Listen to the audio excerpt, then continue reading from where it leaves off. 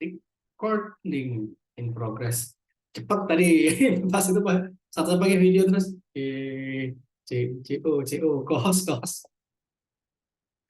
random sekali. Oke. Oh, sama link presensi aku kasih dulu aja di awal karena ini udah kirim lagi sih. Nanti tanggal berapa? Tanggal 10. 10 buat yang suka belanja hari ini. Oke, kita untuk hari ini kalau kita mengikuti kaidah yang baik dan benar yang dikasih Maedu Solve itu kita membahas data manipulation.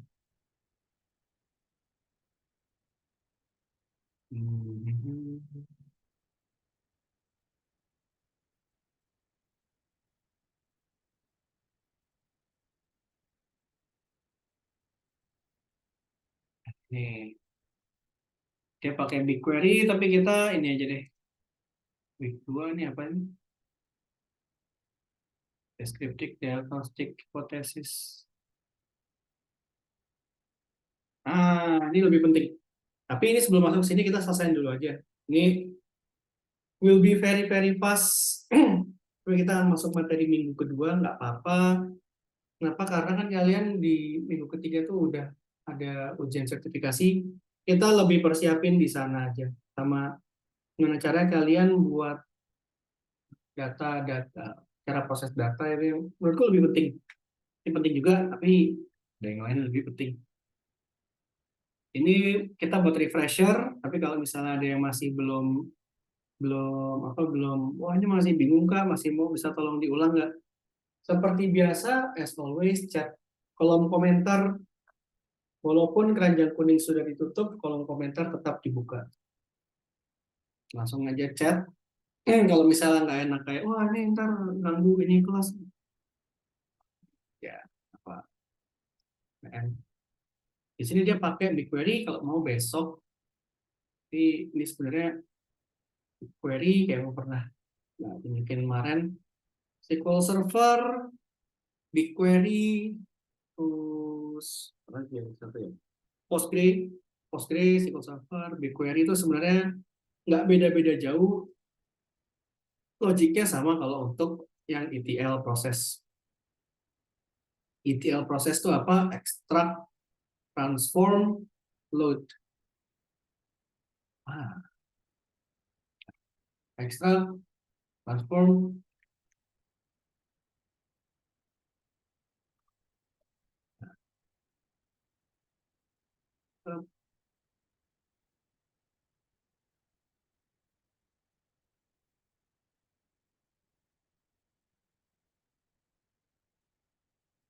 Ini kalau konsep-konsep yang konsep penting,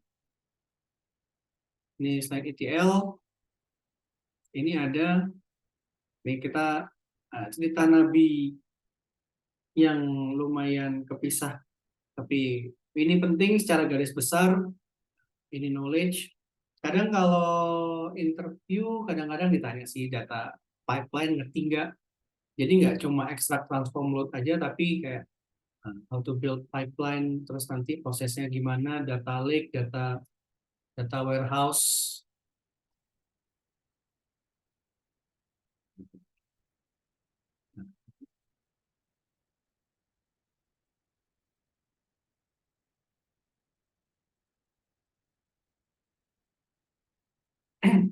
Nah, ini sebenarnya data pipeline atau extract, transform, load itu seperti ini. Aku akan buka berapa site kalau tidak terlalu lemot.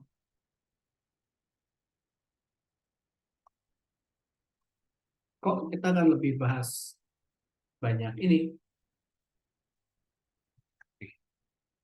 Enaknya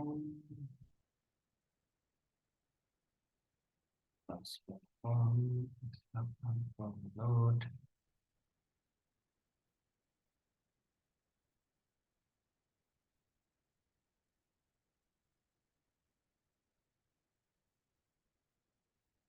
Nah, ya ini bagus nih. Informasi ini dia pakai klik sense. Nah, ini contoh, ini aku kasih kasih berapa ini data pipeline. Jadi data pipeline itu komponennya apa aja sih? Terus nyambung kemana ke extract, transform, load. Kemarin kita banyak ngomong soal big data, big data, big data. What is big data? Itu yang 5V, volume, velocity, apa lagi? Yang penting aku sih nggak mau ngafal karena nggak masuk ujian juga. Yang penting konsep besarnya big data kan kemarin kita udah ngerti. Jadi kayak big data tuh dia jumlahnya besar, masif, terus velocity-nya cepat, datanya tuh eh, kita tekan aja, biar lebih enak. Datanya berharga, cepat, jumlahnya banyak, variasi, terus reliable, saya bisa verify. Nah, terus kita gimana nih? Orang biasa pakai ini ETL proses. ETL prosesnya cuma ekstrak, transform, load. Tapi kalau aku lebih suka kita langsung masukin ke konsep yang biasa dipakai di teknologi company. Itu kita pakai uh, dari data pipeline, terus kita transform, load, terus nanti kasih ke data warehouse. Jadi sebenarnya data pipeline itu gimana sih? Dan kenapa ETL proses itu penting? Jadi kalau kita kemarin bercerita cerita banyak tentang tentang kita kemarin cerita banyak tentang data big data, dia dapat informasi banyak, dia pakai tracker di sana sini. Terus apa yang akan habis itu kita lakukan? Data yang banyak yang scattered itu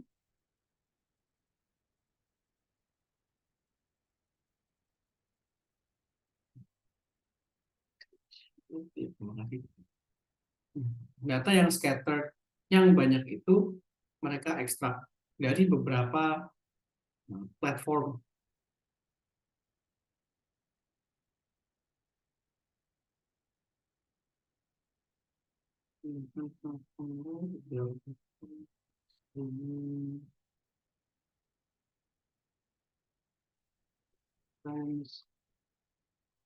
Kita pakai gambar ini aja deh.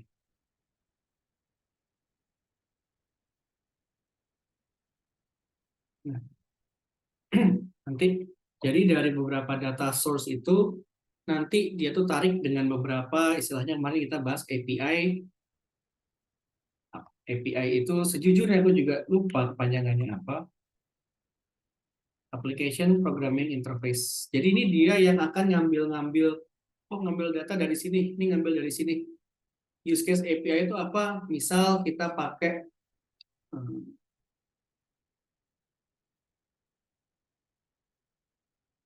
pembelian kan biasanya sekarang pakai Tokped, tapi kalau yang zaman dulu yang pakai blog, atau Tokped nggak apa-apa deh. Kalau misal Tokped atau Shopee, kita mau check out misal pakai Kredivo, yang nanti begitu kita klik, kita akan ke redirect ke webnya Kredivo.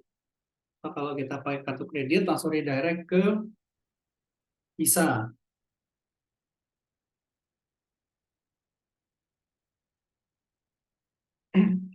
Karena yang itu kayak Visa, terus nanti dia langsung narik data, dia langsung cocokin data ntar kayak di bolak-balik.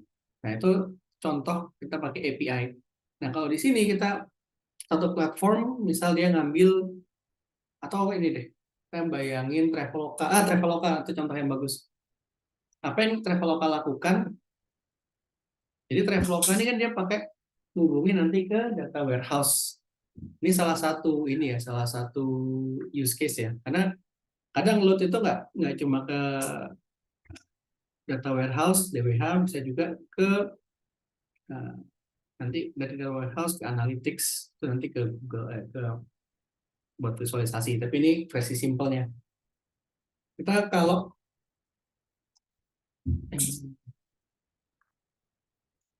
Mana ya?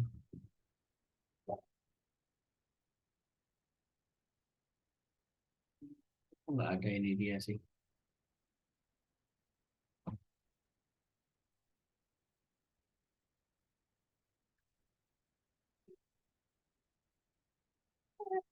Yang ini sebelum tidur, ini kita akan cerita tentang API data processing ya. Nih, ya, dongengnya gini ya. Nah, jadi kayak Traveloka, oh ini kayak kita nggak kayak gini. Jadi ini sebenarnya tuh kayak yang kayaknya yang lama banget itu udah tertimbun. Jadi ketika kita itu search Traveloka, dulu pernah ada ininya, ada use case-nya gitu kan ya. Ya, jadi use case-nya dulu pernah ada yang bikin studi, dia begitu kita search, nih, begitu kita search Traveloka, tuh, kita search Traveloka, kita nyari, tuh, kita cari flight, ya, bentar Kenji, sebentar ya, ya, bentar Kenji, no, no, no, no, no, no, no. Iya, iya, ini kita misal, Kenji sebentar ya, kita misal cari Jakarta ke Bali, tanggal 11 Oktober, buat besok lah. Begitu kita search flight, apa yang terjadi? Dia akan narik berapa data request ke berbagai maskapai. Dia ke Transnusa, ke Super Airjet, Citylink, Batik. Jadi kayak dia langsung narik narik minta data. Dia langsung ke Transnusa, ada ini nggak flight besok jam segini. Terus Super Airjet ada flight nggak? Kalau misalnya ada, berapa harganya, jam berapa. Nah ini dia ini Kenji, besok ya kita lihat gajahnya ya. Nah, ini kayak gini ceritanya Kenji. Jadi nanti dia akan narik data semua dari berbagai web. Nah ini kan kita lihat ini ada berapa nih? 6, 8, 8, 8 website. Kenji. Nah, ya, ini ngajar ya. Kita nyari, dia langsung narik data dari 8 website dalam waktu yang bersamaan untuk dia nge-pull informasi. Nah, tentunya nih dia udah automate nih Kenji. Jadi kayak front end back end dan Kenji. Nih, Fedoran nih. Ya, Fedoran. Jadi gitu Kenji ya. Dia dapat hari ini 5, 6, 7 platform Kenji. Kenji buku ya. Udah dongengin kan? Dia tarik data dari 7 platform, dia gabungin jadi satu, langsung dia load. Misal kita pilih salah satu, ini kayak kita pilih yang jempol. Ini misal kita pakai batik air. Batik air. Kita choose. Nanti apa yang terjadi, dia akan langsung ya, ya ada dulu tinggi itu ada dia ya ngomong ya ada dulu tinggi ada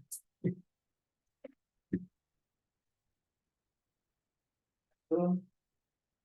Seperti biasa anakku dongengnya kayak gitu. Orang kan lainnya ceritanya tentang apa diceritain biasanya yang apa 3 babi kecil. Ini gimana caranya API narik data dari 7 platform terus jadi satu, dia dia transform, dia langsung load ke ini dia temporary database karena ini kan sebenarnya temporary data. Jadi nggak langsung tarik langsung full, tapi ini dia punya info ini tarik, kasih choose, baru yang nextnya dia ini kita booking misal ini yang original, ini booking baru dia minta info detailnya untuk dia bisa di tiket. Ini contoh data pipeline. Dia ekstrak data dari berbagai tempat. Ya, tadi kan ini kayak SQL, ya ini API data pool dari 7 platform berbeda. Dia ekstrak semua data, transform di staging area, select, from, where. Tapi di sini dia automate proses, terus load itu ke data warehouse. Nah, data DWH inilah tempat nanti kita itu naruh, sorry, kita itu naruh data yang nanti akan kita tarik ke misal website kita atau nanti kita pakai ke data visualization kita.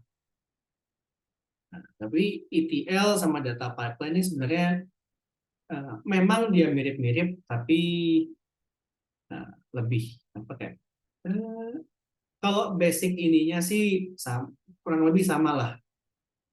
Karena kalau data pipeline sama ETL kan kalau ETL itu cuma extract, transform, load. Tapi kalau data pipeline itu biasanya end to end dari upstream datanya dia ngambil dari mana, terus nanti dia dari beberapa tempat dia tarik, dia agregatin, dia proses, terus nanti kita proses lagi data warehouse itu yang nanti kita misal proses di sana, terus dari data warehouse sendiri nanti ada yang tarik misal ke ClickView, Tableau, Looker Studio, kan kita pakai Looker. Looker, Tableau, Power BI nggak beda jauh, cuma lebih enteng ini sih Looker. Nanti dari Looker, terus nanti ada juga yang dibuat langsung report, jadi report Excel yang udah siap saji itu dari situ. Itu contoh data pipeline. Jadi nanti data pipeline tuh kenapa kok namanya pipeline? Karena ya bentuknya ini kayak saluran air. Tuh. Yang paling penting sebenarnya ini ETL prosesnya. Extract, transform, load. Extract, narik data dari berbagai source, transform, kita ubah strukturnya ke nyocokin sama dataset yang kita punya, load, itu nanti kita masukin ke data lake, data warehouse. Nah, dari data warehouse sendiri biasanya nanti kita bisa langsung ngambil data, streaming data itu kan kalau pakai Power BI, Tableau, Looker itu kan bisa diupdate second by second basis kalau bandwidth-nya cukup kuat atau hourly basis. Itu kalau yang kayak kayak apa TikTok Shop dan lain-lain tuh yang detik per detik berapa sih yang udah ke load, ini tergantung ininya seberapa besar datanya dan seberapa cepat mereka maunya. Terus kalau dia terlalu besar cepat ya tinggal tinggal lihat aja trade off-nya mau mau lebih ke yang mana. Time data ini ini kalau yang data arsitektur yang advance nih, jadi kayak ekstrak dari sini, transform sama load-nya itu langsung bersamaan. Ini kayak capture, bagi-bagi, tapi ini udah versi advance-nya. Dia pakai Apache, real-time streaming. Jadi dia bisa langsung breakdown, tapi itu BI yang advance, jadi kita nggak menyentuh ini. Tapi kalau versi lebih advance-nya, itu ya kayak gini. Dia bisa data langsung proses dari berbagai tempat, dia automate proses. Dia udah memastikan kalau kalau data yang masuk tuh udah benar valid, dia bikin method untuk ngecek validity reliability, terus data yang dimasukin itu benar, terus data integrity-nya juga bagus, nanti biar dia bisa langsung analyze dengan cepat.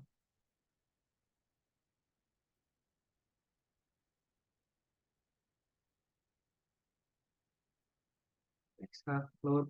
Nah, ini dia transformer pasti DWH, ELT. Ini kalau data pipeline, ini bedanya ETL sama ELT. Ya, sebenarnya dua-duanya nggak apa ya, kayak tergantung nanti dia mau transform datanya di mana. Tapi ya sebenarnya kalau yang ini, dia kalau real time data, dia ngambil dari semua, langsung dia masukin data warehouse automate di sana. Terus masuk ke analytics. Kalau yang di sini, dia ekstrak, dia taruh, dia proses dulu, baru dia masukin data warehouse, nanti ke analytics. Bagusan yang mana, tergantung resource-nya. Kalau ETL, ya dia mau manual dikit, atau lebih cek. Baik, ini kalau bisa dibilang nih, masih people follow system. Kalau ini ada sistem follow ini sistem follow people. Ini people follow system. Sorry, balik. Itu ada, jadi ada terms di product management sih sebenarnya nih. Jadi kalau kita melihat sistem atau platform maturity itu ada dua. Jadi satu itu sistem follow people. Dimana karena sistemnya itu belum matang, jadi dia masih harus ngikutin orang yang buat. Kayak contohnya yang kayak gini. Kenapa kok kayak gitu? Karena kan kita masih masih nyari tahu, masih figure out, oh ini kira-kira yang paling efisien yang mana. Kalau dia udah efisien, udah enak, baru people follow system. Orang tinggal ngikutin sistemnya aja udah beres. Nah, kalau yang di sini, kita ekstrak, transform, staging area, udah benar baru dia load data warehouse. Kalau ETL proses biasanya lebih banyak human factor-nya. Jadi ada tim yang nanti submit, ada tim yang masukin. Terus apakah company-company itu banyak yang kayak gini? Ini kan terdengar sangat-sangat old fashion. Jawabannya adalah iya. Biasanya mereka ada tim outsource yang masukin data. Itu kalau lupa nama ini apa ya, data matrix,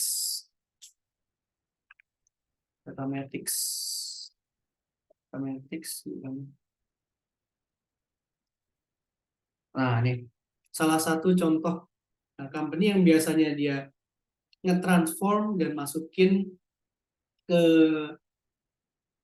masukin ke dalam ke dalam data data warehouse ini kayak contohnya nih, one of Indian IT company, always Indian. Terus apakah di Gojek atau teknologi company di Indonesia pakai ini juga? Nah, ini aku tidak mau sotoy, aku tidak terlalu tahu tidak terlalu tahu detailnya, tapi yang aku tahu kayak mereka pakai pakai apa? Pakai Python, terus pakai apa namanya kalau yang BigQuery.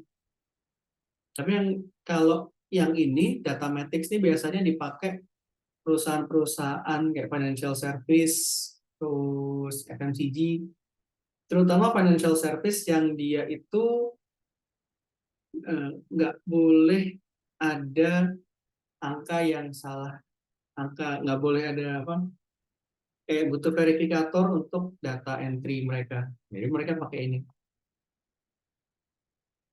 Terus kayak Unilever, FMCG yang gede itu biasanya juga ada yang dia masukin ke dalam data warehouse, ada tim lain. Ini yaitu yang proses ELT, extract, load, transform, dia langsung masukin ke dalam automation. Dia nggak perlu orang IT untuk nge-extract ininya. Jadi dia bilang lower maintenance, dia pakai cloud, cuma ya human factor itu sangat berpengaruh. Kalau data yang dimasukin itu misal automate dari platform kita, misalnya Gojek itu kan ada yang apa payment segala macam, terus dia itu sifatnya homogen, bentuknya sama, ya you can use ELT. Cuma kalau dia dari orang, sales data atau performance data yang submit orang, chance dia untuk orang kantor cabang, beda template, beda submit, dan enggak ini biasa sih kebanyakan kayak masih ETL proses, dia butuh orang untuk transform dan load. Karena kenapa? Ya, aku pernah tulis di Twitter, reply sih, tapi tidak terlalu terkenal juga. Kerjaannya orang data analis adalah melihat layar yang lebar, biasanya 2 atau lebih, kadang 3, kalau misalnya ditambah layar laptop, isinya siang disuruh-disuruh kayak, ini data kok nggak bersih, ini data engineer ini salah nih. Itulah. Eh, karena human factor tuh sangat-sangat ngaruh. Tapi kalau datanya tuh nggak bersih, dan kadang-kadang ya kita harus yang bersih juga. Terus kalau kita ngurusin data, yang paling ininya capeknya mana 70% tuh data cleaning. Kenapa ya? Karena kalau data itu garbage in, garbage out. Yang masuk ngaco, keluarnya lebih ngaco lagi. Yang masuknya bagus, keluarnya bisa jadi bagus juga. Kenapa? Apa contohnya garbage in, garbage out? Misal kalau kemarin kita ngomongin, kan kita ngomongin outlier nih. Kemarin kita ngomongin dikit yang nol data, atau yang data yang outlier, yang karena koma, salah koma, yang harusnya orang-orang itu kantor cabang tuh di range sekian atau di atas. Visualisasi kita langsung kayak titik-titik-titik naik, look. Terus kita langsung kayak, ini kenapa kantor ini begini? Marah-marah. Kayak gitu contohnya. Suka duka. Data lake, data warehouse. Ini nanti kapan-kapan kita bisa bahas lagi dikit data lake sama data warehouse. Sebenarnya ini ada lagi data mart. Ini ntar kita buat kapan-kapan aja. Tapi kalau misalnya mau baca-baca bisa tentang ini. Ini apakah masuk ujian? Enggak masuk ujian. Masuk user interview, technical test enggak, user interview kalau dia orang yang lebih suka nyari yang technical bisa jadi keluar. Karena aku dulu pernah interview kayak, oh data lake yang pakai apa, data warehouse-nya pakai apa. Terus akan pakai data lake, data warehouse, terus ETL atau udah ELT, ETL lah, jelas ETL for life. Tapi waktu itu aku nggak keterima, dan aku nggak serak juga karena dia struktur tim BI-nya agak sedikit, nggak bilang ngaco sih, tapi kalau bilang nggak efisien karena dia nggak bisa meng, meng apa,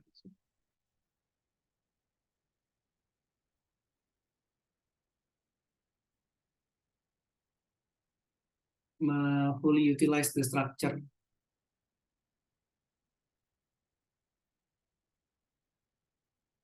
Processing. Nah, ini kalau second watch-nya udah lebih advance use case. Pipeline komponen. Ya, kalau misalnya baca-baca, ya sebenarnya intinya ini kalau data extract transform load itu kayak dia ngambil dari berbagai tempat, dia raw datanya itu dia transform jadi sama orang IT atau orang data engineer atau orang data analis bisa jadi, karena kan orang kadang-kadang wah orang data analis tuh bisa semua, sampai kerjanya data scientist modeling bisa nggak, predictive modeling bisa. Ini kenapa nggak data? Bedanya apa kan sama-sama data. Jadi orang-orang data bisa semua dong. Ya udah, sip. As long as the pay is good sih oke, Pak. Ya, itu just kidding. Extract, transform, load. Jadi untuk gambarin prosesnya dari end to end, Terus gimana nih role-nya dalam data pipeline. Karena kalau itu cuma extract transform load, kita cuma bayangin kan kayak dia ngambil dari tempat lain, dia transform terus load ke data repository atau data warehouse, terus gunanya untuk apa? Memang lebih enak kita ngejelasin yang tadi contoh yang kita pakai Traveloka, API dia narik dari beberapa data source, transform, dia pakai ELT kayaknya. Karena dia ada automation, itu nggak mungkin orang yang proses bisa secepat itu dan serial time itu.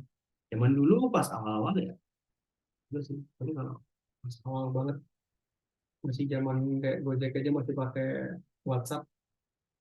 Ada tiket ini, ya itu prosesnya hampir sama kayak orang travel agent. Start, transform, load,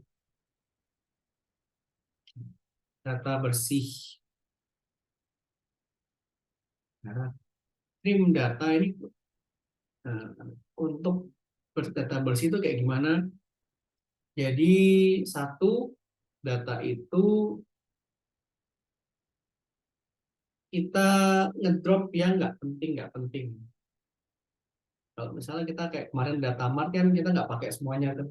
Ada berapa? Kita cuma perlu berapa kolom-kolom aja, beberapa ini beberapa faktor-faktornya nggak perlu semuanya. Oh kenapa kayak gitu? Karena kalau unused space yang kita lebih-lebih ada berapa penjelasan ini itu melengkapi ya melengkapi, tapi kalau kita kayak butuh data yang cepat yang second by second, ekstra ekstra kolom itu bisa nambah berat, membebani tapi nggak ngasih benefit.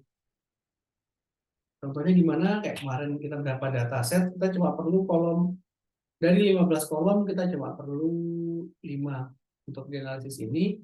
Jadi pas kita ekstrak, kita nggak ngambil pas lagi ngambil datanya 20 kolom, kita drop 15 sisa 5 terus kita terus date itu kita biasanya split yang year month day month year, terus time-nya kita split. Itu biasa itu tips kalau kita pakai uh, Power BI biar nanti bisa ngolahnya lebih gampang. Dan ini kenapa kayak gitu? Satu yang paling paling sering aku experience adalah ketika kita ketemu data itu misal dari US dan UK dan negara lain. US dan paling ini.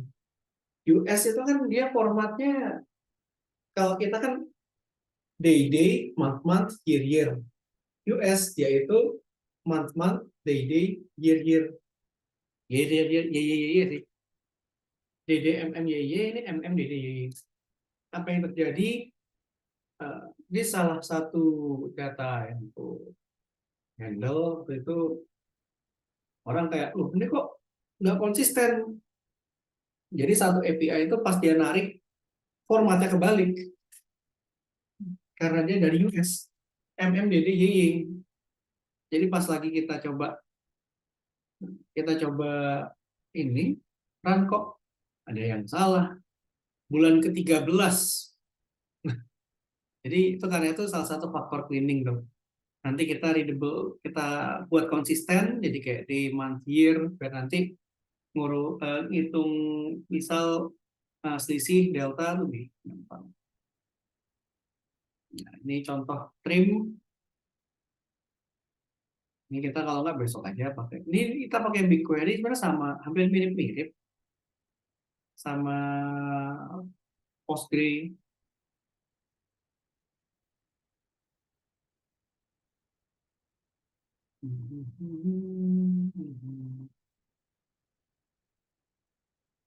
Nah, ini kalau nggak besok kita bisa coba ini dikit.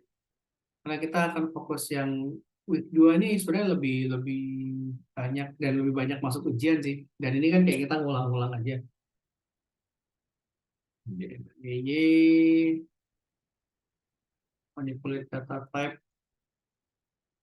di string. Karena kalau kayak gini ya bisa diolah-olah.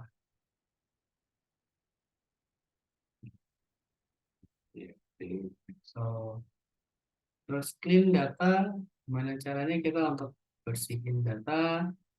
Kita ingat-ingat yang kemarin, kita pakai distinct, city, ya sama.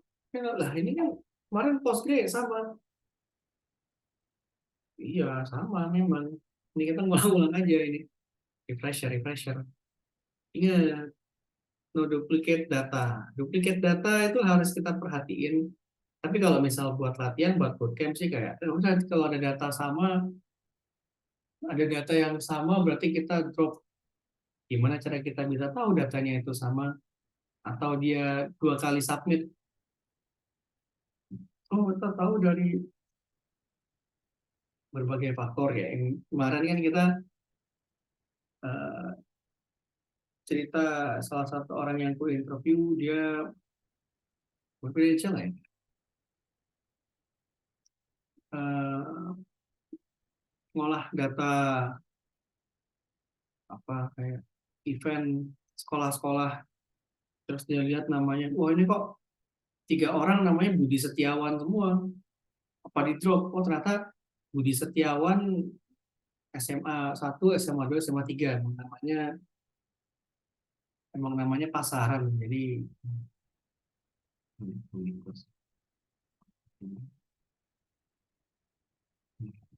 terus kita lihat data agregat.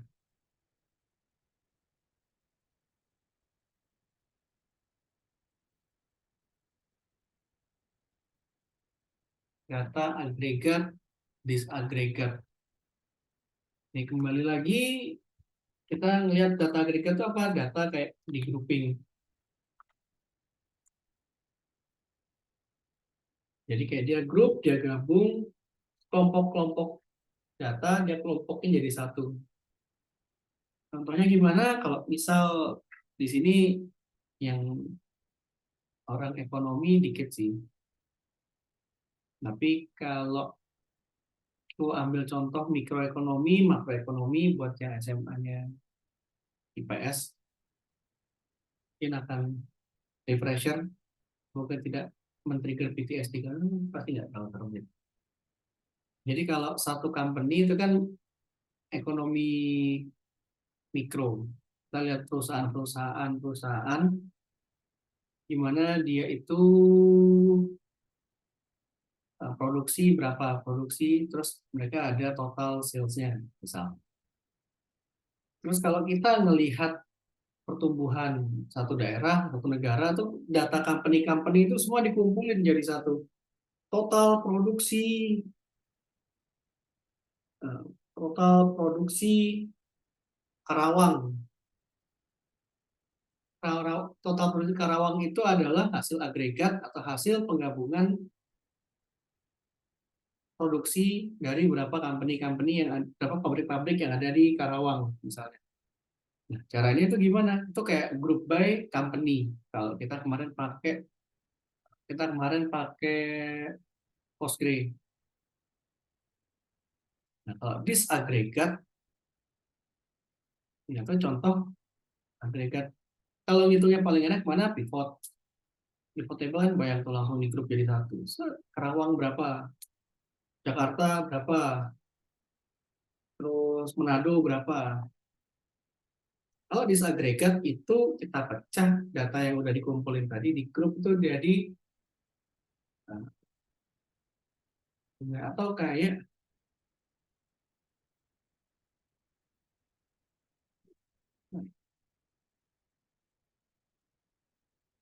kita patungan di satu kelas nih 24 orang nih kita patungan. Kan patungan itu kan ada yang kita patungan buat inilah kita udah selesai selesai materi ya selesai materi kita makan-makan misalnya. Kita ngadain makan-makan makan-makan virtual hari terakhir pesen bawa makanan masing-masing terus ntar foto kan dinner together di tempat masing-masing. Nah itu kita misal mau ngumpulin ngumpulin uang inilah Agregat itu nanti misal aku 50.000, terus Bang Alfon Pura 30.000, terus Mbak Dinda 20.000, dikumpulin jadi satu itu agregat. Karena kita ngumpulin uang-uang yang 24 orang yang ada di dalam kelas ini itu apa ya, kayak chip in. Nah, itu kalau kita pakai Excel kan bisa kelihatan tuh, set, sumnya berapa. Nah, disagregat kita mau lihat, misal Bang Tohadi berapa ya ininya. Itu contoh untuk disagregat atau kita ambil satu bagian kecil dari data yang sudah lengkap. Agregasi, disagregasi. Agregasi itu datanya itu digabung, disagregasi itu kita mau melihat satu komponen dari yang kumpulan itu gimana. Ini pakai group by.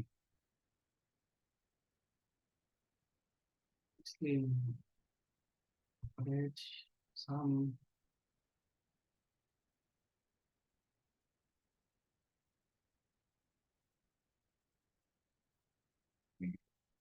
Function. Nanti bisa sum ini. Tapi kita harus kumpulin jadi satu. Nah, selain sum itu data agregat bisa nyari apa aja?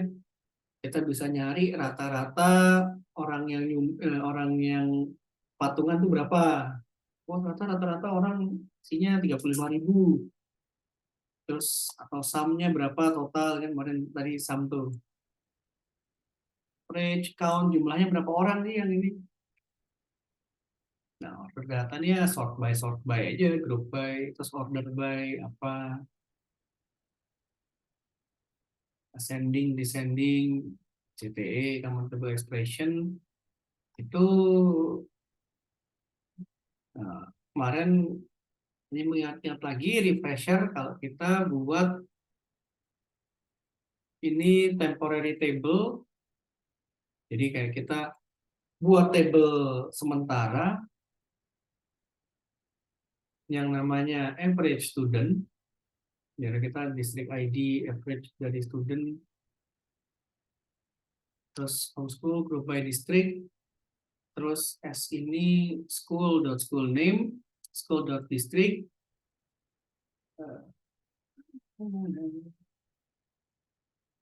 average student bagi AVG, AVG dot average student, yang di sini school join, biar apa, biar rapi aja, jadi eh, nggak kayak ada subquery. Nah, subquery itu bagus tapi bikin pusing. On some way ada yang bagus, ada yang bagus, tapi on some part sih kadang-kadang ya bikin pusing aja.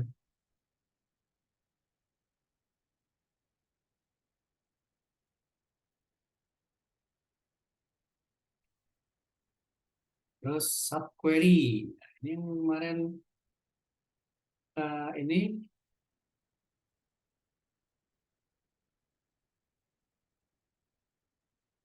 query dalam query kayak ini contohnya, where in bla bla bla. Jadi kayak gini. Kita bayangin subquery itu lebih apa ya, kayak agak agak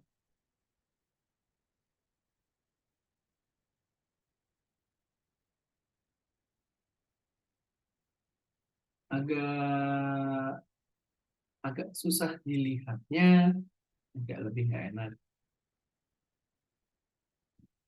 Jadi karena itu lebih enak pakai CTE, tapi kalau on some case pakai subquery ya it's okay juga.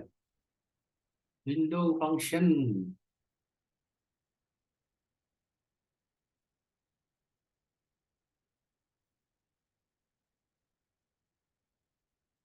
Nah, ini kita kayak pakai calculation ini, coba aja row number,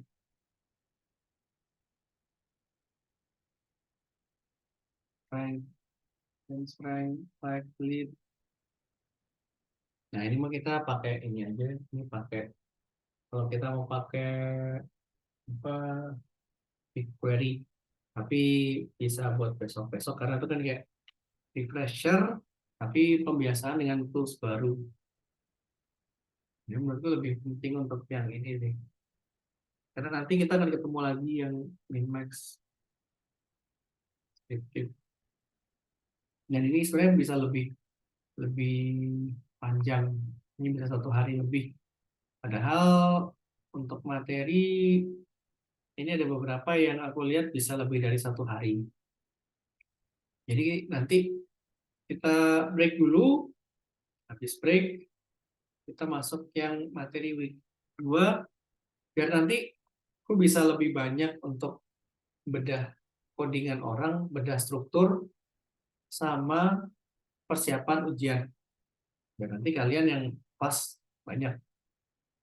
Terus kalau yang misal yang database belum berhasil, berhasil di sini. Kenapa? Karena kalau di sini kan sertifikasi data analytics lebih. Paling enggak, kalau lu punya dua bagus, tapi kalau misalnya punya satu, at least satu, ambil ini harus dapat. Karena udah akan advantage kalau gitu. Oke, kita akan break. Kita ketemu lagi 8.18. Ketemu 10 menit lagi.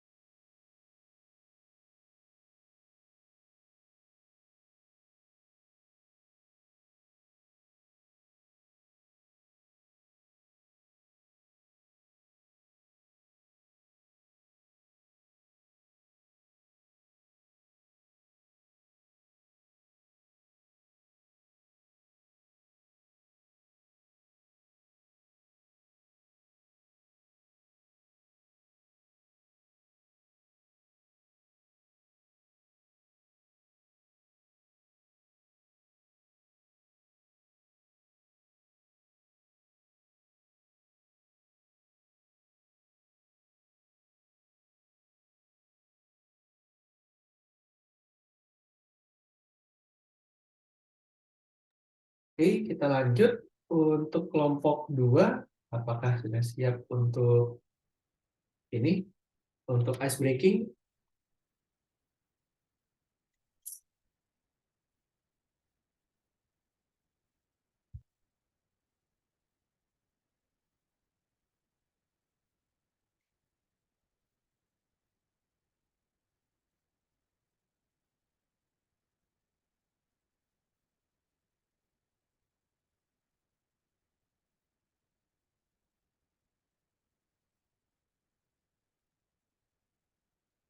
Oke, belum ada apa, kita begitu. Lanjut saja. Tapi besok ini ya,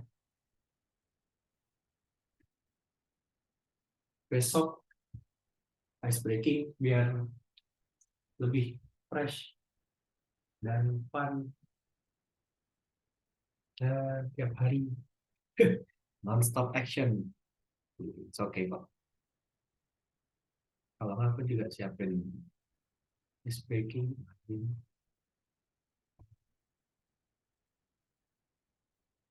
Oke, apa? Kita lanjut ini aja. Kita kejar materi.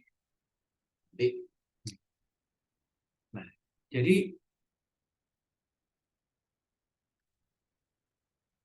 ini sebenarnya materi minggu 2, kita masuk di hari kedua. Ya, gitu. Kenapa ini nanti sebenarnya nih banyak keluar ujian. Jadi ada empat jenis analytics. Ini kalau di course-nya, lupa, bukan Stanford, namanya Wharton Business School, ini satu modul sendiri, descriptive analysis, diagnostic analysis, predictive, prescriptive. Ini harus dipahami, dihafal ya dihafal sih, tapi lebih baik sih dipahami. Nanti kita satu persatu. Biasanya ini akan muncul di ujian. Jadi kayak deskriptif itu apa, diagnostik apa, predictive analysis, analytics, analisis ya harusnya. Prescriptive analysis, deskriptif, diagnostik. Yang satu menjelaskan apa yang terjadi, kenapa bisa terjadi, apa yang ada di masa depan, terus apa yang prediksi, apa yang salah.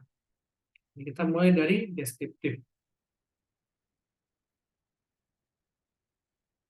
Nah, ini nih 4 kunci utama dari data analisis. Ini biasanya keluar. Dan kalau keluar ya seperti biasa nih sampai ini tim. Oh, pertanyaan bagus. Ini nanti summary ini gimana?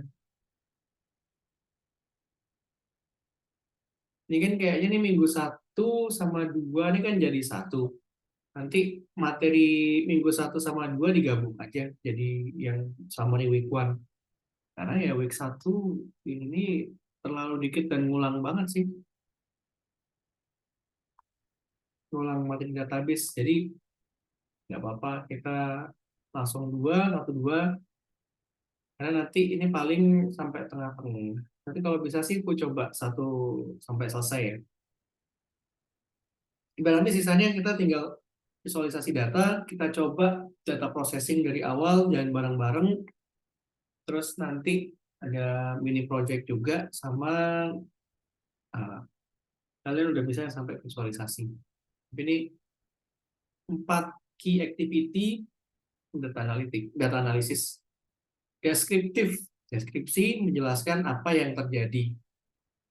Diagnostik itu kayak diagnosa dokter, kenapa sih kok uh, bisa terjadi. Prediktif itu uh, forecast atau nanti ke depannya kayak gimana berdasarkan data yang kita punya. Preskriptif, misal kita forecast-nya akan gini, jadi kita harus ngapain ya? Contohnya kayak gimana?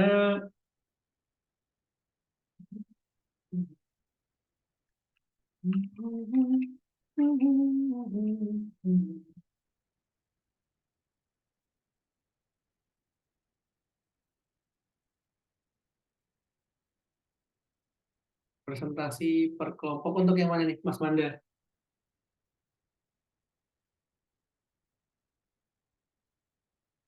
Untuk yang mini project atau yang summary?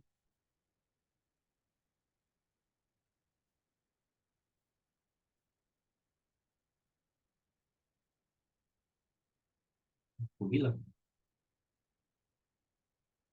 Oh, yang nyoba data ini. Oh, mini project itu per kelompok, nah, bukan individu kok.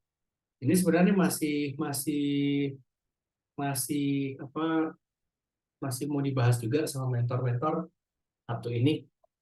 Jadi nanti akan update, tapi pasti akan ini akan per kelompok. Kalau tahun lalu sih punya dataset terus di analyze dari outcome. Nah, benar. Nanti kalau bisa mini project tuh selesainya minggu depan. Jadi pas lagi yang minggu ketiga, kan ada beberapa kelompok. Kita bisa kasih feedback ini how to improve. Sampai minggu depan ini sama tips gimana caranya untuk bikin deck yang baik dan benar yang bagus buat konteks. Karena kan kalau yang ini tiap kelompok tuh pasti bisa bisa macam-macam ininya apa yang dia akan keluarin. Jadi kalau ini bisa lebih banyak kasih komen kan, kalau yang kemarin yang mini project kemarin kan data mart 11-12. Ya, kalau ini kan masih beda-beda. Jadi ini bisa nih, thank you banget Mas Manda untuk feedbacknya ini. Ini akan aku print juga. Nah, kalau nggak ini pun aku. Nah, ini misal pertumbuhan ekonomi 2019 sampai 2020 yang meroket, kayak gift yang sering ada yang meroket. Nah, nasi goreng Bang. Nah, ini sebenarnya ini contoh contoh apa ini?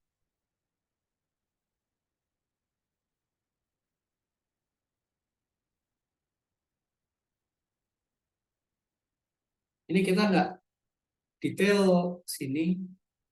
Pokoknya pertumbuhan ekonomi kayak gimana kau nih? Tiba-tiba data analytics jadi ekonomi 101. Nah, kita lihat ini proyeksi. Nah, ini proyeksi berarti kita data yang ada kan 2019 sampai 2020. Ini sebagai referensi, ini data tahun 2020. Ini artikel 2020. Pertama, descriptive analysis. Nah, descriptive analysis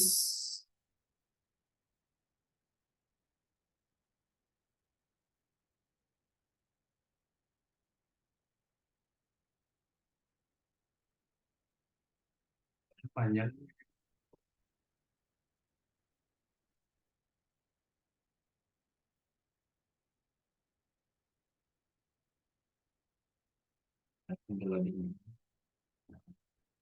Grafik pertumbuhan ekonomi.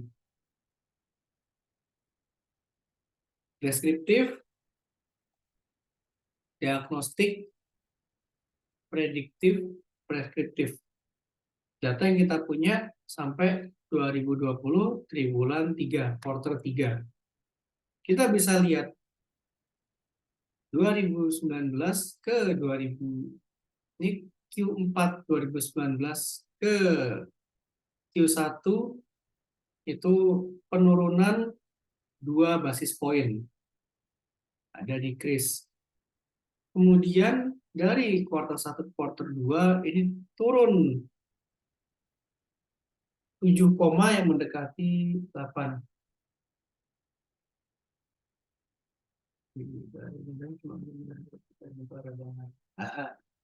Oh, boleh, boleh. Ini kalau enggak technical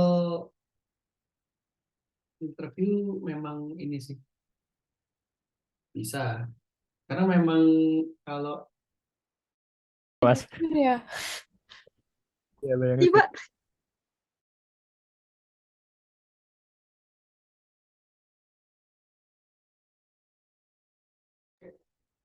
aku ini ya off video kayaknya lagi agak ini. Terus recording ya? Tadi tiba-tiba aku ke kick masuk ke kelas UI UX. Nggak di video. Kayaknya ada yang kepencet atau gimana, nggak tahu Kak, mungkin co-host lain. Kenapa? Sorry. Oh. Kayaknya co-host lain mungkin ada yang kayak kepencet buat kayak iseng lah. Entah kepencet atau iseng. Oh, bisa jadi. Oke, ini aku coba. Jadi lagi keras juga sih. Ini sebuah kebetulan yang kebetulan. Bisa juga ya. Ini, ini. Kayaknya TK ini harusnya nggak ini sih, Ayo error nggak nih? Kalau error hacker. kayak tutup otomatis gitu. Gak bisa Bisa. Oh, Coba ini masuk lagi sekarang. hack nih. Ini Atau dikirain- sudahin aja nih kelasnya nih. Oh Lumayan. aja. Masa Oh, pergi boleh, boleh, boleh, boleh, boleh. Wah, ternyata.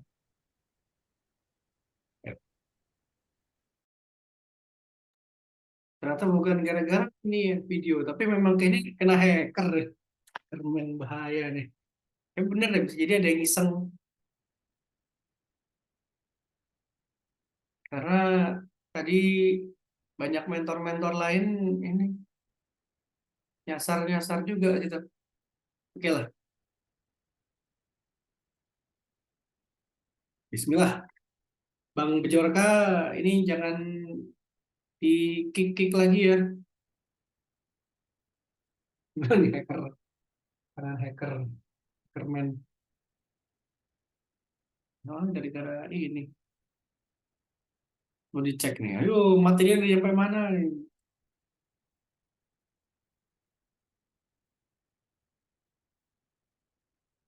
Hmm.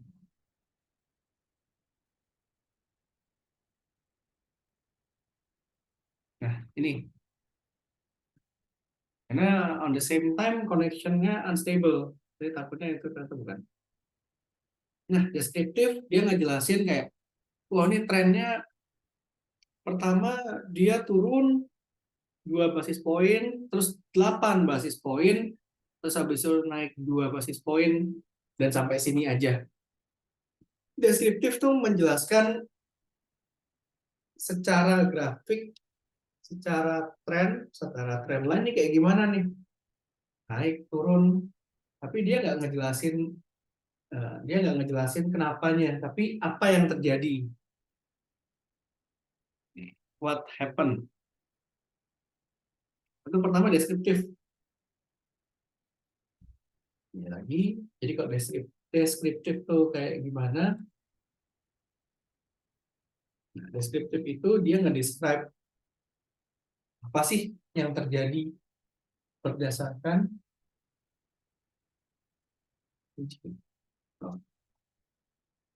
apa sih yang terjadi berdasarkan data yang kita punya. Bukan kenapa, tapi apa. Ini ternyata ada penurunan, terus ada penurunan lagi yang sangat dalam, habis itu mulai naik, udah sampai sini.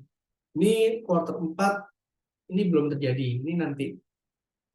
Pertama deskriptif, describe dari data yang gede itu kayak gimana.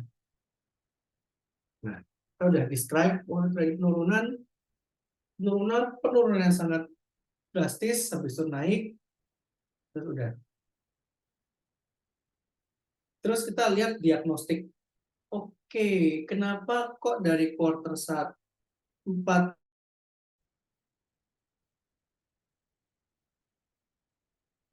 cek cek bejorka bejorka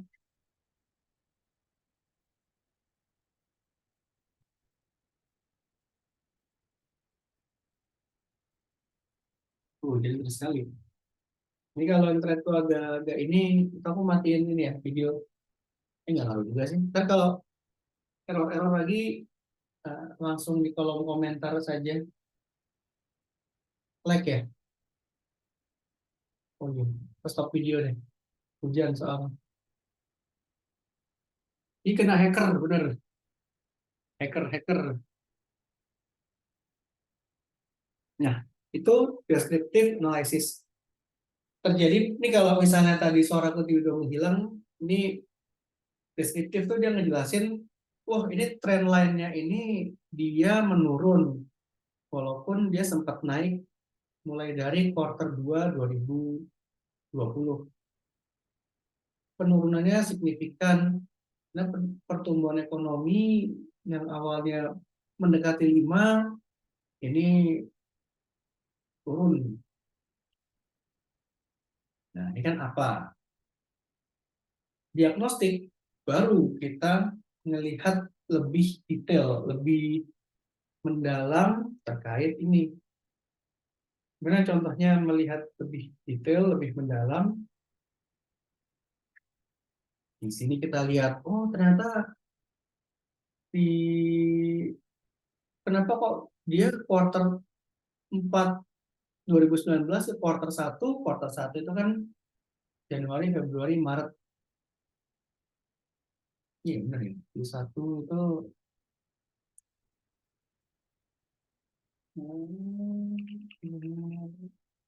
Februari, Maret.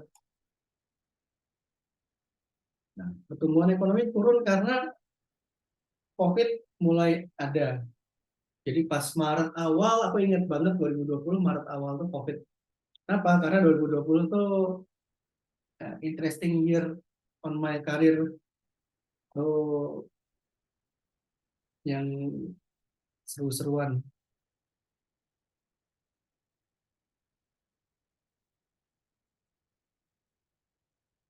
Nah, 2020 quarter 1, quarter 2 penurunan yang sangat signifikan, one of the biggest drop itu karena COVID masuk Indonesia dan mulai merebak pertama kali. Terus mulai yang ada lockdown, PSBB, dan lain-lain sebagainya. Ini di mana kita ini simpanlah bukumu Kocok Dalgona bersamaku 2020. Aku juga tahun 2020 ngerasain ini banget loh, power coaster. Jadi quarter 1, quarter 2 tuh drop luar biasa karena kan ekonomi meredup, terus dia semua harus adjustment ekonomi segala macam, bisnis harus adjust, terus juga ada lockdown, kerjaan tiba-tiba WFH, terus kalau project-project gede yang company itu udah ini budgetnya tiba-tiba langsung berkurang drastis, ngedrop.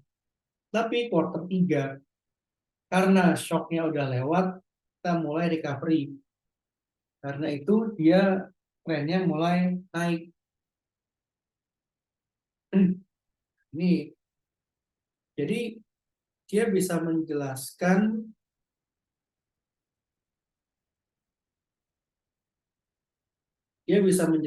apa yang sebenarnya, apa sih yang ini yang sebenarnya terjadi. Jadi kalau deskriptif itu dia cuma ngelihat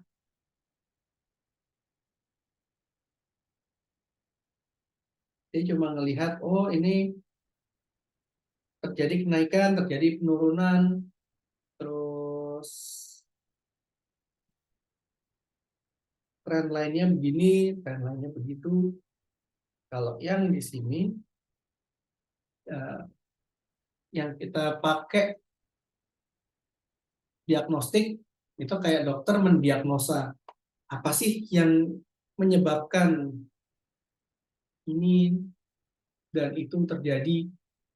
Nah, kalau kita pertama deskriptif, kita deskripsi udah tahu terjadi turun terus terjadi naik. Ini terus kita diagnostik kenapa dia bisa turun di quarter 1, quarter 2, kenapa dia tuh paling bawah, quarter 3 kenapa mulai naik. Nah, kita baru bisa bikin prediksi, predictive analysis. Kita prediksi dia akan terus naik. Kenapa? Karena misal karena kita sudah tahu kondisi ekonomi ini gimana, terus udah bisa adjust ke lingkungan. Jadi karena itu kita akan melakukan perubahan-perubahan bla bla bla bla. Dan karena itu kita bisa prediksi kalau pertumbuhan ekonomi ini akan growth-nya makin naik. Jadi karena ceritanya kita udah tahu PSBB ini udah lumayan berhasil, orang masih bisa nerusin bisnisnya, nggak full lockdown tapi dibatasi. Apakah prediksi selalu benar? Kita ingat Suhuyo, Maloren. Sekarang mah itu banyak nih. Tapi kalau zamanku dulu orang prediksi-prediksi itu kalau nggak Suhuyo sama Maloren terus sama si siapa tuh? Si Joko Bodo. Ini biasanya Mama Loren sama Suhuyo dulu tuh. Kan dia nggak selalu tepat, apalagi kalau prediksinya itu yang sangat spesifik. Begitu ya, coba aja lihat. Ini bukan saya mendiskredit para ini ya, orang yang wah prediksi 2023, prediksi 2024. Itu kalau yang ini saya melihat ada ada orang terkenal meninggal kan pasti ini kayak general tapi dia nggak ini spesifik sama kayak ini semakin general semakin dia itu apa ya istilahnya tuh eh, semakin dia itu baik value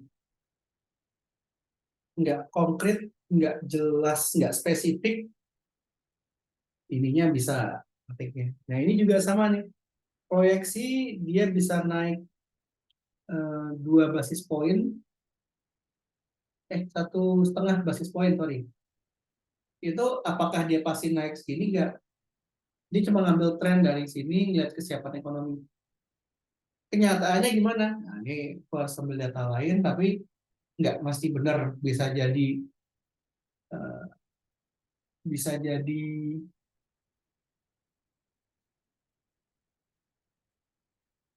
bisa jadi naiknya sampai sini sampai 0 atau bisa jadi turun kan bisa jadi mepet-mepet.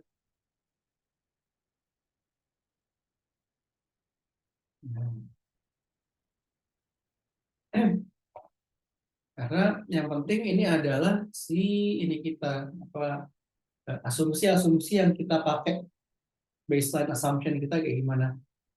Terus kalau nanti misalnya nggak tepat bilang oh ini kita based on previous assumption ini sama kayak kalau kita sidang skripsi sebenarnya kalau kita yang pakai kuantitatif bisa tuh. Loh kan ini baseline assumption-nya ini ternyata hasilnya beda. Berarti bukan masalah di datanya tapi di ininya.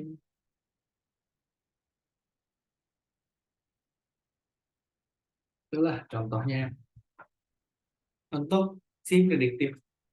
Nah, si prediktif tuh dia nggak apa nggak mesti akurat, yang penting baseline dan argumennya kita benar. Itu karena itu selalu bilang kalau di data analytics itu nanti kalau misalnya kalau memang mini project mau dipresentasiin per kelompok, bisa juga sih 1 hari gitu, desain. Terus aku kayak tanya, serem nggak sih? Nggak serem. Ya aku serem-serem nggak serem sih. Kalau aku user interview kayak aku cerita itu, kadang pertanyaanku nggak menjebak, nggak ini, nggak teknikal, tapi aku bertanya dengan senyuman, orang udah kayak ya tapi lu nggak ini. Eh, yang selalu aku tekankan adalah kadang-kadang bukan jawabannya yang aku cari, tapi thought prosesnya atau proses berpikir. Sama kayak ini predictive analysis. Kadang-kadang yang kita lihat itu bukan prediksinya, bukan proyeksinya atau nanti nyampe bener atau enggak sampai di -2, tapi untuk kita bikin eh, kenapa dia -2 itulah yang sebenarnya lebih penting ya, model model kerangka berpikirnya, proses berpikirnya itu yang butuh kayak oh ini ada forecastnya kan gini gini gini karena ini. Karena apakah yakin akan ini, yakin akan naik, yakin akan turun. Besok untuk predictive analysis tuh ntar pakai ini deh, data yang di apa keluarin sama companyku itu nggak confidential, tenang aja. Kalau confidential saya menantang maut. Jadi itu kayak apa ya, artikel yang sebenarnya dia itu berbayar kalau kalau daftar member bisa akses, tapi ya, ini kayak member only itulah, yang membershipnya setahun puluhan juta, 20-30 juta gratis ya, employee. Prediktif tadi. Nah, apa yang akan terjadi? Preskriptif itu kayak prescription obat. Jadi kalau kita forecastnya si ekonomi itu akan -2, apa aja sih yang harus kita lakukan untuk dia itu bisa 2%? Misal lebih ke kesiapan ekonominya lah, atau pelaku bisnis dikasih lebih bebas. Jadi dari baseline assumption kita, action plan kita apa aja nih? Kalau why-nya itu gimana? How sekarang? Why -2? How can we achieve that number? Kembali lagi, awal deskriptif menjelaskan apa aja yang terjadi. Turun, makin turun, naik. Ini tadi deskriptif. Terus habis itu, jangan lupa, diagnostik, diagnosa. Kenapa kok dia bisa turun? Kenapa turunnya sangat-sangat drastis? Terus tiba-tiba di sini naik? Kenapa ininya? Diagnostik. Habis kita punya naik turunnya, alasannya kenapa, kita bisa melihat sih, kita bisa mencoba untuk memprediksi masa depan. -2, dari -349 naik 1,5 poin jadi -2. Itu kayak dulu udah ceritain dosenku, jadi ada kayak analis, dia pas 2011 subprime mortgage, dia prediksi ekonomi akan grow sebesar 10%. Ternyata hasilnya bukan 10%, -10%. Dia kayak, oh, angkanya bener kan, I get the number correct. Iya, you get the number correct, tapi directionnya very very wrong, atas bawah. Plus minus 10 kan 20. Nah, terus karena kita bisa prediktif, kita bisa preskriptif. Why arahnya kan segini. Kenapa? Karena ini kembali lagi nih. Kembali lagi ke framework why, how, what. Why? Why are you saying that it's -2.0, atau why are you saying that it's going to be, kenapa kok kenapa kok kamu bisa bilang ini naik 1,5 basis point karena bla bla bla bla bla bla bla. Itu rasional yang ada itu how, kenapa, gimana caranya kita bisa achieve itu. Kita bisa achieve dengan cara action plan pertama, action plan kedua, action plan ketiga. Nah, terus what are the outcome ya? Pertumbuhan ini nanti dari sektor produksi nanti kita masih lanjut karena PSBB, terus kalau dari pariwisata pasti masih jeblok tapi nanti akan diganti sama sektor lain. Kayak gitulah. Deskriptif, deskriptif, diagnostik, prediktif, preskriptif. Ini brief overview dan minggu ini besok-besoknya kita bisa bolak-balik di sini buat biar lebih istilahnya nih, lebih banyak main di sini. Oke, ini prediktif, preskriptif. Biar nanti lebih ngena. Nah, ini sekarang kita lebih dig down deeper. Jadi hari ini paling sampai deskriptif aja dulu. Nah, kalau data analis itu job desk-nya sampai preskriptif atau ini it depends sih. Kadang kita kadang cuma deskriptif, diagnostik aja. Jadi memang bagusnya sih kita bisa ini. Tapi banyakan sih kita sampai prediktif. Kenapa? Karena preskriptif analisis itu kan kalau di bisnis yang bisa untuk buat action plan-nya kan kayak departemen terkait. Misal kita data analis, ini kalau yang di tempat istriku ya, dia ngelihat sales data, distributor data, dia describe quarter 1 achievement-nya kayak gimana. Ini contoh, ini di Unilever dia lihat misal quarter 3 yang kemarin. Pertama deskriptif, describe apa aja yang terjadi. Oh, di quarter 3 ini di bulan quarter 3 itu apa ya? Juli, Agustus, September.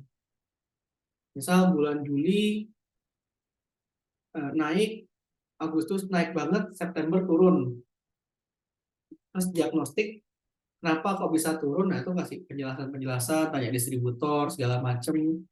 Walaupun sebenarnya why-nya ini banyakan ngecek sama ini sih, cross check berapa pihak, karena data analis itu kita based on data aja, tapi kadang eksekusi di lapangan kan suka beda. Ya, itu something yang ini sih, ini kayak udah mulai aman.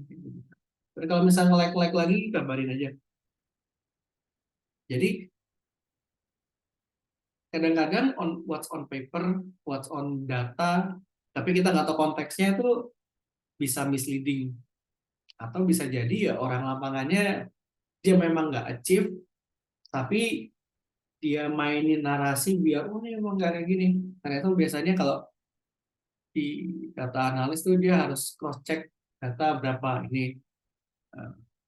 cross reference ini beneran decline atau memang kalau misalnya lagi ada penurunan kenapa kok bisa turun?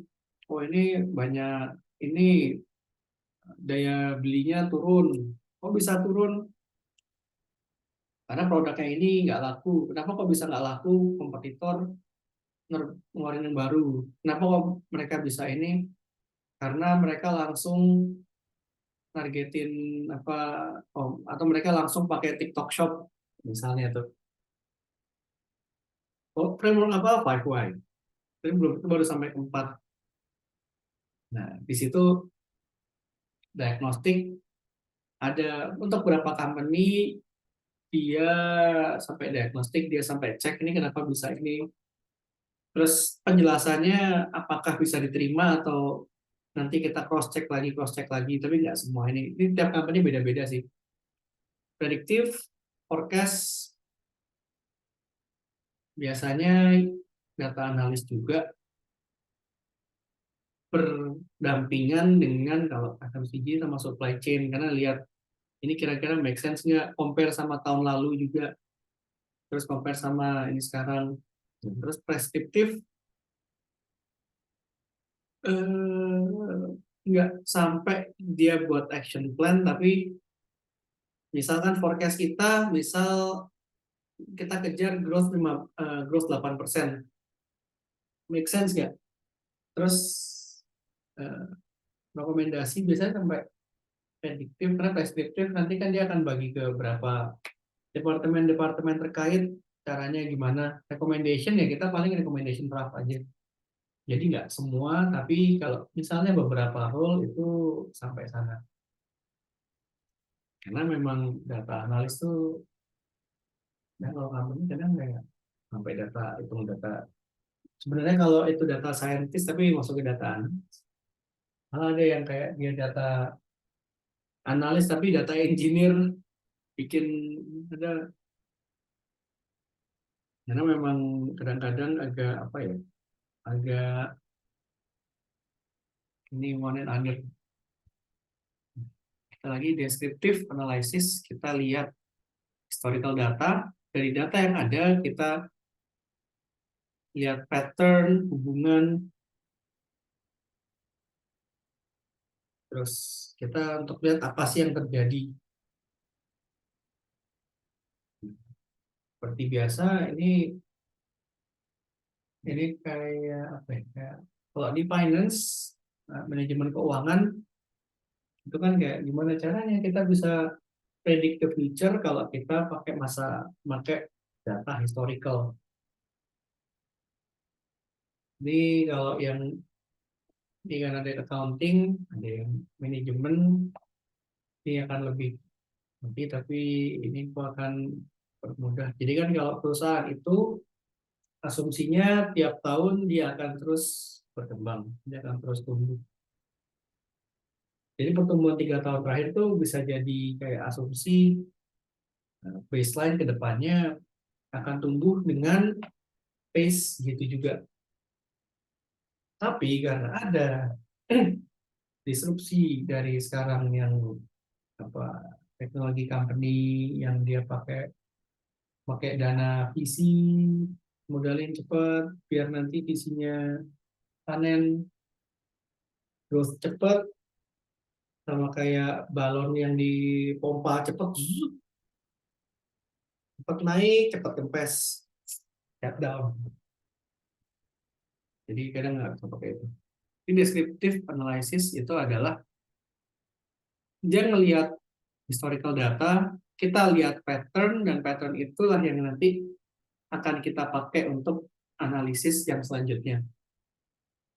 Jadi deskriptif itu biasanya kita lihat apa sih? Kita lihat yang berapa matriks-matriks yang kita sering ketemu tuh kayak max, min, count, average, sum, dan lain sebagainya. Mungkin udah pada apalah ini untuk apa, total semua, yang paling sering keluar, nilai tengah, persebarannya, value. Terus kita bisa search, bisa filter, bisa edit.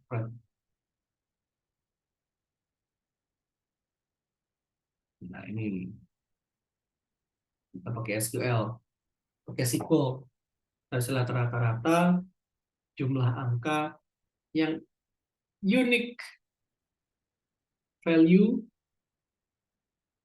nilai paling tinggi, paling rendah, sama jumlahnya total berapa. Ini data aggregation sama data mining.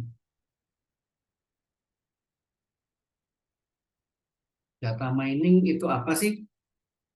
Data mining itu dia kayak ngelihat Jadi kalau dari data itu kita bisa lihat ada pattern atau ada apa bahasa Indonesia pattern ya? Pola, ada pola dan apa kayak eh, gimana itu berpengaruh. Apakah itu cuma lihat 1 tahun terakhir? Juga bisa jadi 5 tahun, 10 tahun terakhir. Contohnya gimana? Kita misal lihat pertumbuhan apa kayak berarti nanti lagi video dulu ya. Biar nanti nggak tiba-tiba menghilang.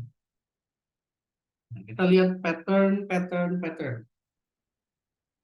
Kita bisa lihat penjualan itu biasanya naik turun berdasarkan musim. Contohnya apa? Kalau kita jualan payung, pasti kalau kita jualan payung, kalau sales kita itu akan naik di musim hujan dan pasti dia akan turun di musim panas. Karena musim panas bisa juga sih kalau panasnya panas terik gitu kan kayak payung.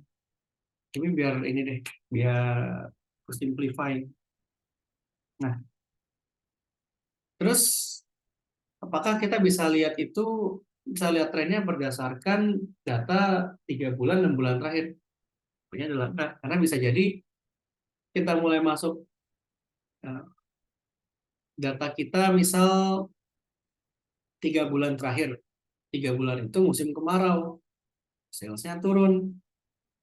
Apakah bisa nemu pattern di situ? Oh ini kalau salesnya turun, waktu kita nanti lihat patternnya pasti, company kita lagi jelek nih.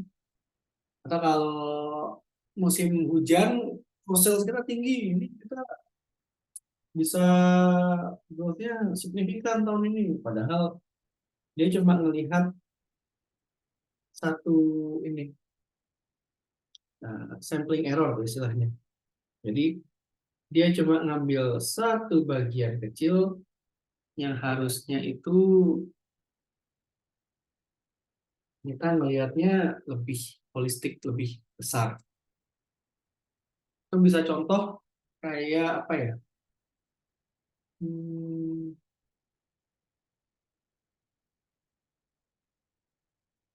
Orang yang jualan baju. Dia bilang kalau, oh ini penjualan kita bagus banget ininya. Data yang ditarik itu cuma data waktu mau lebaran, di mana orang-orang pada beli baju untuk lebaran. Nah, jadi di sini nih untuk data mining kita harus jangan cuma ngelihat angkanya aja, tapi kita harus ngerti konteksnya tuh. Bolak-balik emphasis kayak ini angka-angka aja, tapi kita nggak ngerti konteksnya itu nanti kita akan nggak masalah sih, tapi kita nanti akan terkendala di situ karena kadang-kadang angka tuh bisa ngejebak. Kalau aku ambil contoh lagi, company growth dia pesat memang 3 bulan growth sampai 3000%. Ternyata apa? Ada uang dari investor. Nah, habis itu gimana ya gembos? Ya startup yang ada. Jadi kita selain cari pattern, kita harus ngerti juga konteksnya. Loh, itu kalau konteks bukannya masuk deskriptif. Deskriptif. Kita masuk ke diagnostik. Nih. Nih, karena lebih banyak nanti data mining, data drilling. Karena memang ini berkesinambungan sebenarnya. Iya. Nah, terus filter.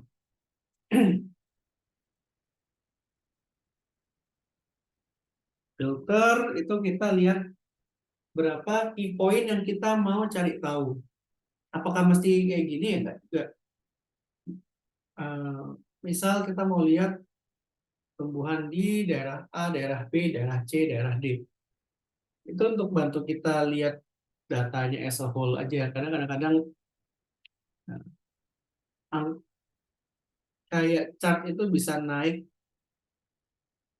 karena dari 10 yang bagus, 10 company, 7-nya turun, 3-nya naik drastis. Jadi kalau kita melihat secara gabungan, wah ini bagus nih naik. Ternyata kalau kita lihat breakdown-nya, yang 3 itu meng-carry ke 10-nya.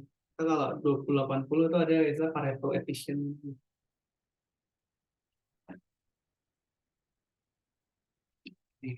Nanti filtering itu akan masuk materi besok atau drill down.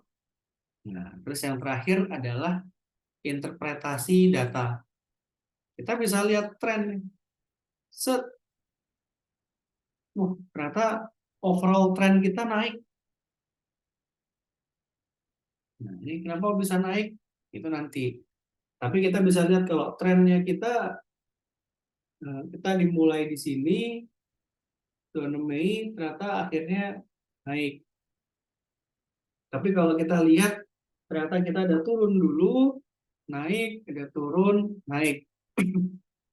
Jadi nanti kita bisa lihat kapan dia itu kira-kira waktunya dia naik, kita misal, wah ini orang-orang pada nggak mau beli, kita kasih promo situ, atau ketika orang-orang lagi pengen beli, kita kasih promo. Contohnya kayak gimana? Kita kasih promo pada saat orang-orang biasa gajian, kayak Tokopedia. Kenapa? Karena asumsinya orang gajian impulsif. Wah ini kalau kita dapat gini diskon 30%, udahlah nggak apa-apa lah, mending spend aja puas.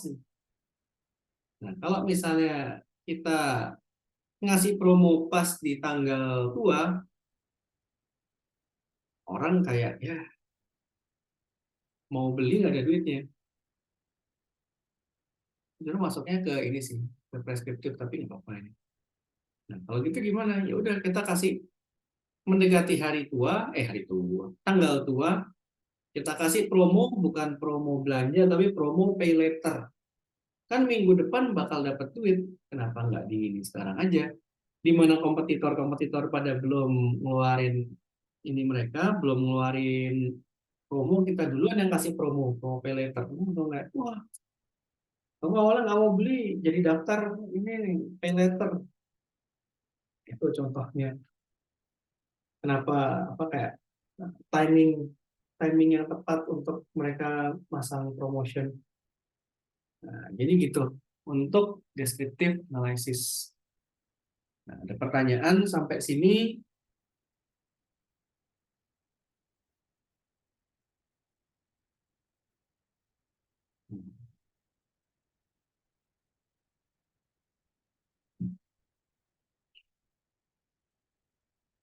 Ya. Ini kalau sampai sini sih sebenarnya masih cukup aman, masih masih ini kok. Eh, ini kita bahas statistik belum Jumat udah. Harusnya sih minggu ini udah selesai. Yang 1 week 2 yang aku kasih filenya.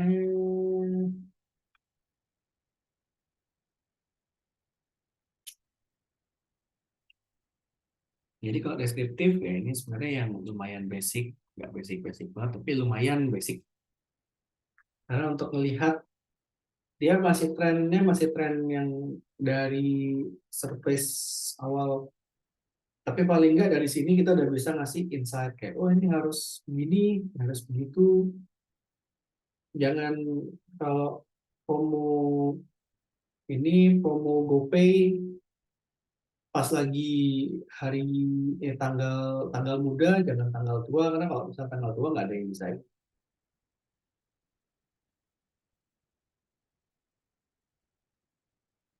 Nah ini kalau sambil nunggu selesai di ini, ada pertanyaan,